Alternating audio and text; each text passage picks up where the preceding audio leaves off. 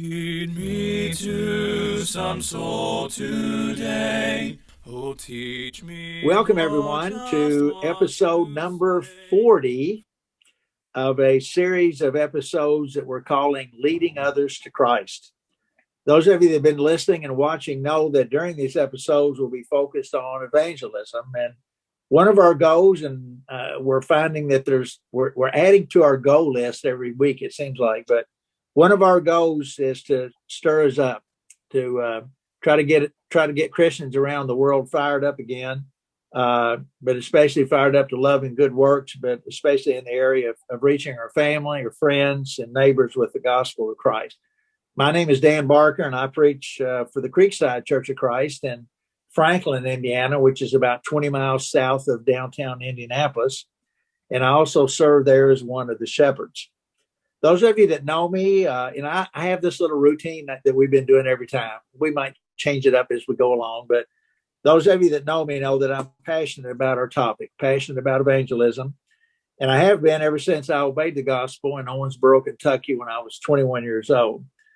And I've ever since then, I've been striving to learn how to teach others, to use some Bible phrases to sow the seed, to be a fisher of men and women, to make disciples, to persuade men and women, and to teach others to teach. Um, and remembering what Paul said to Timothy in 2 Timothy 2:2, and the things you've heard from me among many witnesses, commit these to faithful men who will be able to teach others also. And then later on in the chapter, I like this because uh, Paul's still talking to Timothy. He uses this language to be useful for the master, prepared for every good work. So, I came up with this idea, and I'm telling everybody, this is my COVID project. My when COVID started, I said, I'm going to learn how to do a podcast. But I thought this would be good to find the Christians out there that are also passionate about leading others to Christ, the men and the women, the fellow workers. Who are they? Where are they? How are they doing their work? And once we've identified them, to interview them and ask them these why questions. And so this is number 40 today. It's hard to believe we've already got to number 40, but we're excited today to have someone with us that I'm confident we're going to learn a lot from. Again, I encourage you to take out your pen and paper, unless you're driving, but take out pen and paper and take some notes here. Our guest today is Nate Morrison. Welcome, Nate. Thank you. Hi. Glad you could have me with you. Oh yeah, I was appreciative of the invite. oh well, we appreciate you accepting, and uh, we're looking forward to learning more about you today. And Nate works with his wife Becky with the Courthouse Church of Christ in Chesterfield, Virginia, and I understand that's just a little south of Richmond. Is that correct? Yeah, and it's Chesterfield County. It's still considered the Richmond area. Okay, all right. Um, well, we like to start out, Nate. Let's get right to it. We start every interview out with what I call the old elevator pitch or a short bio. And if you would share with everybody and who you are, where you were born, and how you've ended up where you are, so we know a little bit more about Nate. So go ahead. I was born in San Diego, California. I was a Navy brat. My dad was career Navy.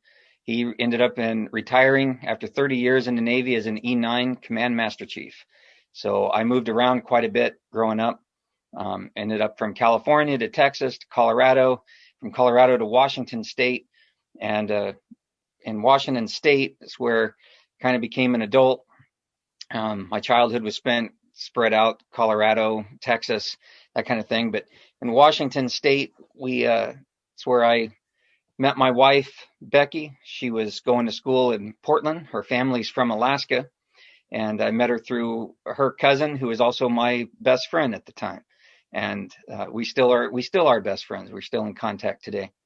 I started teaching classes when I was 18. I taught a specific class on Friday nights till I was 22, about 3.5 years. We called it the teen class, but by the time it was over, none of us were in our teens. We were all young adults. But I began teaching it, and I taught my first adult class actually when I was 17 for a congregation. And I remember thinking as I stood up there, kind of froze and said, what am I doing here? Who's going to listen to me?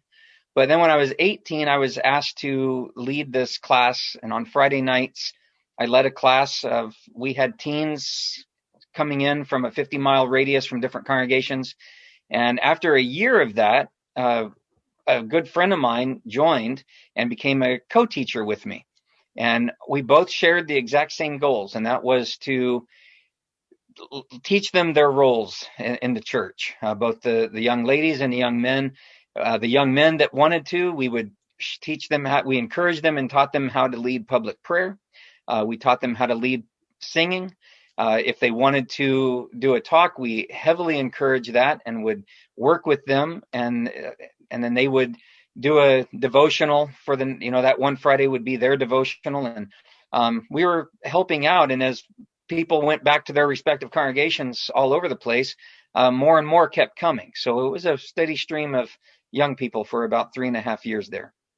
And in the meantime, my name got out there that I was capable, and I was being asked to preach at my own congregation. I was preaching every quarter, and I was preaching for other congregations that wanted a guest speaker, and I was being invited around. And throughout this whole time, I preached at the congregation my parents went to quite often, and my mom was telling me this whole time, you need to be a preacher. And I kept saying, no, I thought myself at the time more of a song leader and other things. I was capable at the Lord's Supper, for public prayers.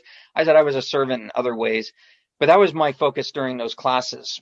And then I met my wife. We got married, and she actually heard me preach a couple times as one of those guest speakers around the area. And I moved to Alaska. I moved there for a school program, and just to give you the shortened version of everything, we got to Alaska. In 2 weeks of getting to Alaska, the old preacher there, his name was Don Bradford, he put me on the preaching roster within 2 weeks. So we got there late March. I was preaching that first Sunday in April, and he had me on the roster every other week. So every 2 weeks I was preaching. And then as his health was failing and he wanted to retire, one of my brothers moved to the area 2 months later, and he and the rest of the men, we were all kind of on the preaching roster, and we were doing it. So I preached part-time for 4 years. And during that 4 years, that part-time became more and more full-time. And a congregation in Anchorage, Rose Street congregation, they got a hold of me, and I was preaching for them as well as my brother. We both were out there. For about a year, I preached for Rose Street and Soldotna, the Soldotna congregation where I was at, the Funny River Road Church of Christ. And that kind of gave me my first look at full-time preaching, because 1 week I was preaching in Soldotna, the next week in Anchorage, Soldotna, Anchorage, and did that for almost a year, off and on for about a year. And during that time, my congregation offered me the job of full-time preacher twice. And I turned it down because that's not why I moved to Alaska. I kept saying, no, I'm just helping out. Then the congregation in Anchorage offered me the job. And when I turned that down, my wife and I sat down and really had a serious discussion and said, what would I miss the most? And that's really what it came down to. What would I miss the most? And it came down to I would miss those opportunities for preaching. And so we made a plan that if the congregation I was a part of made that offer again, I would accept. And then a month before graduating with my degree that would get me into the oil field, which is the reason I moved to Alaska, a month before graduating, the congregation made that offer and I took it. And it was the scarier route. Going into preaching is oftentimes a scarier plan. You don't have everything lined up as if you did in the corporate world, but we've never looked back. And the two of us made that decision together. And so I ended up preaching part-time for 4 years for the Funny River Road Church of Christ, and then full-time, and my whole time there was about 15.5 years. And then while I was there, my last 3 years there in Alaska, I also taught classes and conducted services at the Wildwood Correctional Center, teaching inmates on Monday nights and conducting services for them when the chaplain opened up their doors to hold services on Sunday, because we had about 12 of 20 men who were baptized the right way, correctly, and we were concerned that they were not getting the Lord's Supper. And there were 4 men, me and 3 other guys from my congregation, that went out there every week and taught classes and when they opened up services for the very first time in 2016, for 2 years, the four of us took turns going over there and conducting services on Sunday afternoon. And so I did that until January of 17.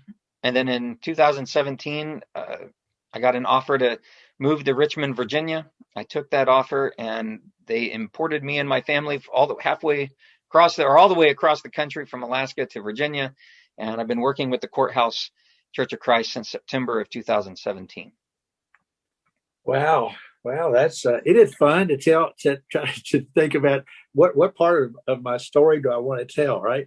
But you did a good job there, and that's I learned a lot. And but just the importance of congregations recognizing a 17-year-old that has some ability and desire, and giving them a platform, right? Giving them an opportunity to teach. And go ahead.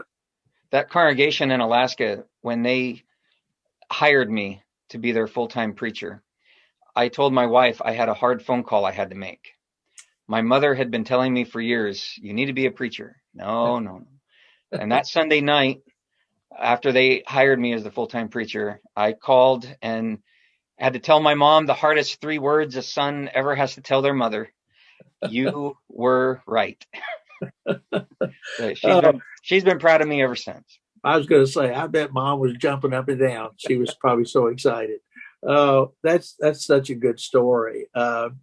Just to think about the several things there that you said, but again, back to the ones that what was his name again? I wrote it down. That's, if you see me looking down, that means I'm making notes. But the fellow that was preaching there, and Don Bradford. Don Bradford, yes. Don Bradford, yeah. And it's like those people in our lives. We go. I remember I was baptized on a Sunday morning, and as I said earlier, I was 21. That night, they asked me to lead the closing prayer, and I like to have a heart attack.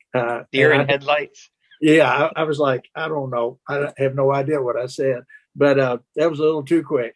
But the importance of and then all the time that you spent with on Friday nights of having teens come in from your congregation and the surrounding congregations to do that. Those are things like that others that are listening to this might say, you know what, we could do something like that, or we've got a Nate, maybe possibly in our group, that we just need to encourage them to step up. And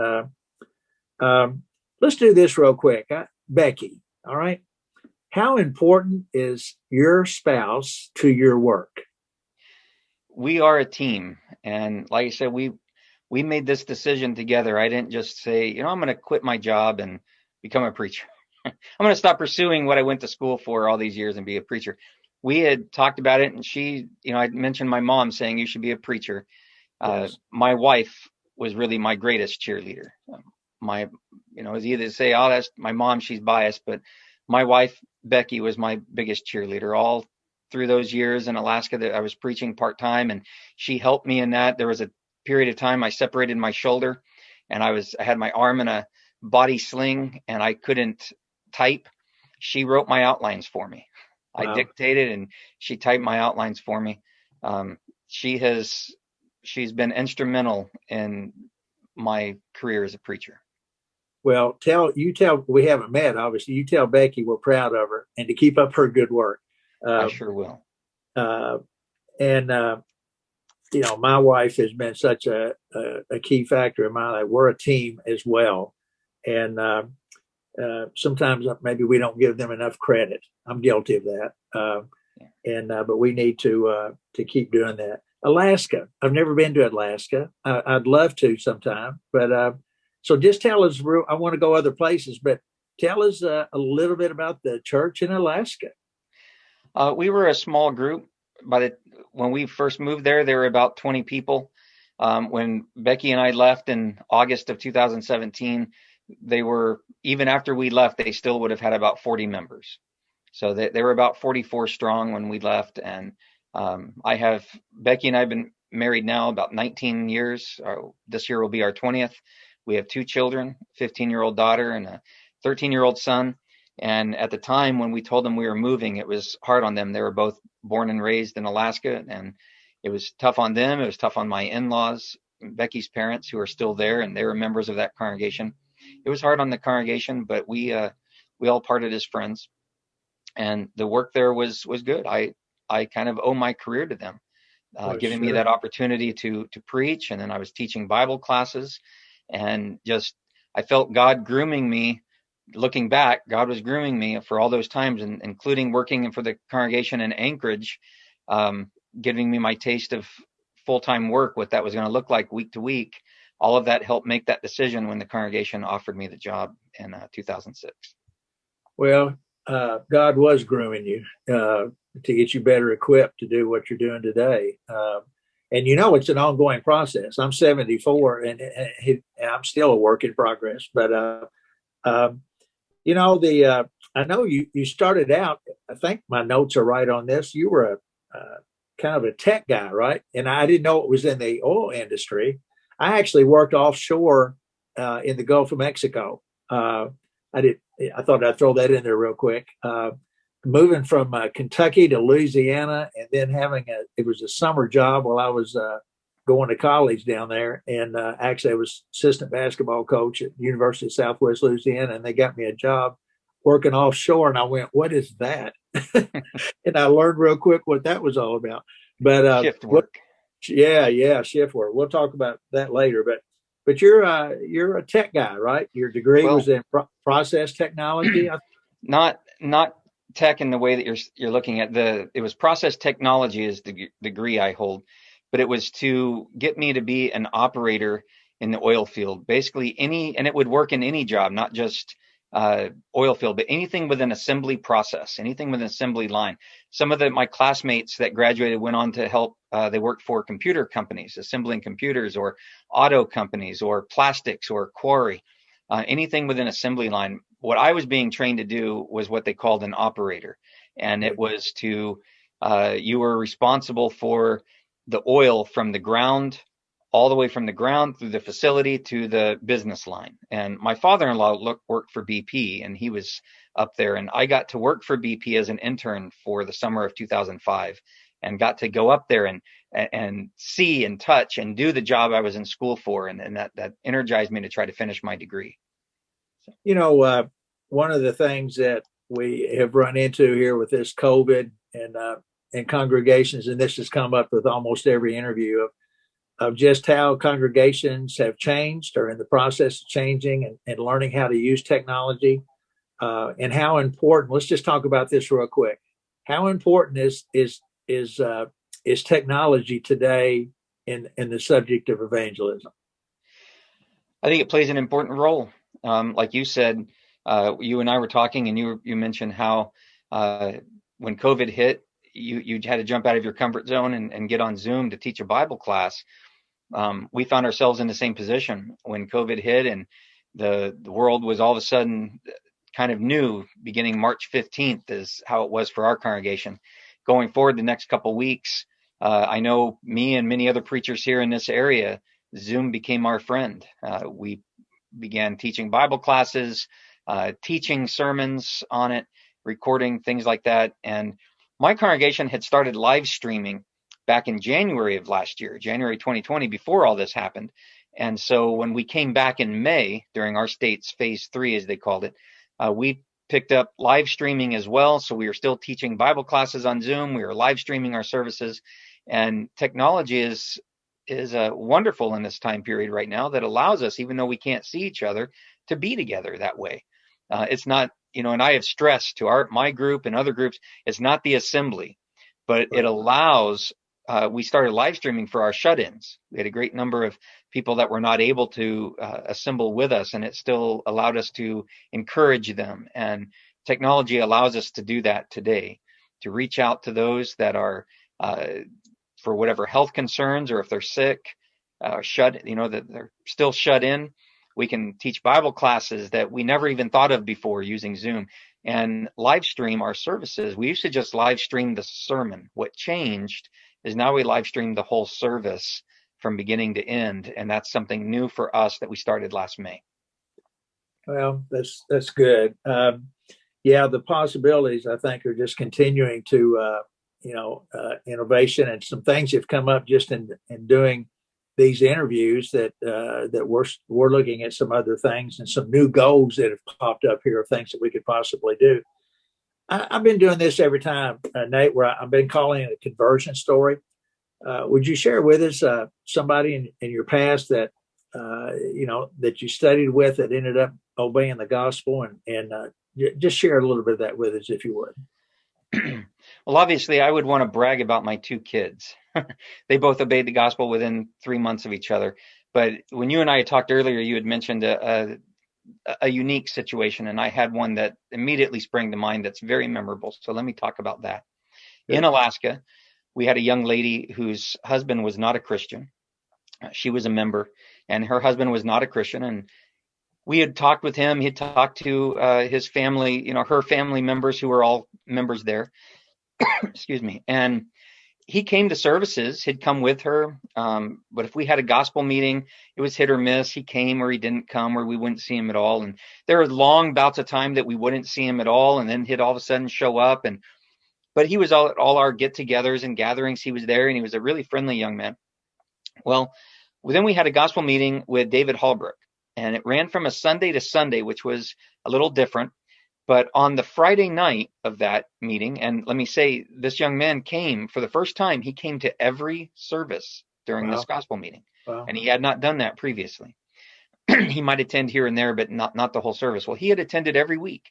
And on the Friday night service, after that service, he and David Hallbrook and I and another friend that later became a preacher for Sitka, Alaska, Joel Warner, who I mentioned to you earlier, we were all standing in the back talking. And before long, it's 11 o'clock at night, and we're still talking. And at 11:30, this young man says, "What have I been waiting for? I need to be baptized." Well, this was at the tail end of September, and here's why it's memorable. I said, "I'll go start the baptistry." And it takes about 45 minutes to fill. We didn't keep it pre-filled. We would have to fill it. And so we were going to make some phone calls. He says, no, I don't want to be baptized in the baptistry. I always said if I want to be baptized, I want to be baptized in a lake, and not just any lake. He had a particular lake in mind that was just a few minutes down the road from where we were. So we're looking at the time. It's 11:30 at night. So I go run, get my chest waders. Some people made some phone calls. We showed up at the lake, and shortly before midnight, he wanted me to baptize him. So I went down into the lake with him. Well, it's also memorable. This was my brother that moved to Alaska. This was his birthday, and it's the first snow of the year. It's freezing cold. Snow's coming down on top of us. We go into the water. I quickly found out my chest waders are leaking. We both got soaked that night as the angels rejoiced in his decision. So memorable for many reasons, but I remember it for the first snow of the year. It was cold. The water was freezing, but it was that important. He said he didn't want to wait. Let's do it. So that is so good. Yeah, that's a great story. And that's why I like doing that and asking that of the conversion stories, because everybody has one or many that they can remember. I know that you spoke at the Truth Lectures a few years ago, back in, was it 2015, I think? Or yes, sir, 6 years ago, 2015. And I was reading the article that you had in there, and one of the things that I thought was really good, right toward the end of it, you were talking about the Great Commission. And certainly everybody that's listening knows what the Great Commission is, and that it's our responsibility. It wasn't just for those apostles that were given the commission; it's for all of us. And but you made a comment that we should not think of the Great Commission as mission impossible. You remember that? But mission possible. But mission possible. And I thought, well, I'm going to ask Nate to elaborate on that. Tell everybody. I think I know what you mean, but share that. The commission was to go and teach, and they were to go into all the world. And think of the daunting task that would have been for them at the time. Their modes of transportation was all they knew. They could walk, they could ride, they could take a boat. but think of what's at our fingertips now. If they were able to, we read of in Colossians that it had gone into all the world. In Jude, it was delivered once for all to all the saints. When we read passages such as that the gospel had gone into all the world, and it's talking about the known world, not all the way around the globe. And that's up for a lot of discussion, as well as how far did they go, and was it just the apostles? A preacher friend of mine just recently had a question that he wanted people to be thinking about: how far did the actual 11 go? As far as recorded in the New Testament, they didn't go that far. When persecution arose in Acts 8, the apostles are specifically mentioned as staying in Jerusalem, but they taught others, and look where others went as they took the gospel into all those other parts of the world. Now, Jesus told his apostles they would go into the remotest part of the earth in Acts 1:8. And so the gospel it went out, it did its job, to where now here, thousands of years later, we are still going and teaching. And so they didn't look at it as mission impossible. They looked at it as mission possible, and they did it. And they did it with the things they had at their fingertips, the modes of transportation. They used what was available to them, both writing, both teaching orally. Paul used props. In Acts 17, he used the shrine to the God of the shrine to the unknown God, and said, "Let me tell you about that." Today we had overheads. Now we have PowerPoint. We have websites. We have social media. We have ways that I mentioned live stream earlier. One of the things we do with our live stream, and I also record my sermons to video, the PowerPoint presentation. We put it on our website so members can then share that technology by email, and that email can go all over around the world. I'll get emails from people in different countries saying they heard or saw a lesson or sermon on our website, or I shared it on social media. Technology allows us at a fingertip to go into all the world, to go and teach, that the apostles didn't have, and yet they still did it. So if it wasn't mission impossible for them, today it definitely is not mission impossible for us. But we need to think of it as a possibility and go and teach, go do it. Yeah, well said. Another reason I wanted to do this podcast is we talked earlier about stirring people up, and unfortunately, and we've discussed this before, one of the things that's discouraging, and not to be negative, but just to be real, and I've mentioned this in a couple of the interviews, but there's stats out there that show of congregations closing their doors, of congregations shrinking, where little or no activity on evangelism is happening in the congregation. It used to be that if there were those that were obeying the gospel, it was the children of the members. But now it's gotten to a place where a lot of these smaller congregations, there are no young people there anymore, and it's just older ones. And it's discouraging. And in some places there's, apathy, and that's what we're trying to do. And so what do we call it one thing, Nate, somebody's listening to this, and maybe you've gotten motivated and you've got them thinking, and what would be one thing that we could do to stir people up and to solve this apathy problem that exists in some places? If someone wanted to get fired up, somebody wanted to go into preaching or to even teaching, if they didn't want to do it, professionally, I call it, they need to have a love for God's word, and not just a love. All Christians ought to have a love for God's word, but a burning fire within them, a passion for teaching others. I use as my motivation for preaching Jeremiah 20 and verse 9. Jeremiah 20 verse 9, he says, But if I say I will not remember him or speak any more in his name, then in my heart it becomes like a burning fire shut up in my bones, and I'm weary of holding it in, and I cannot endure it. It's how I felt as a teenager. That's how I felt.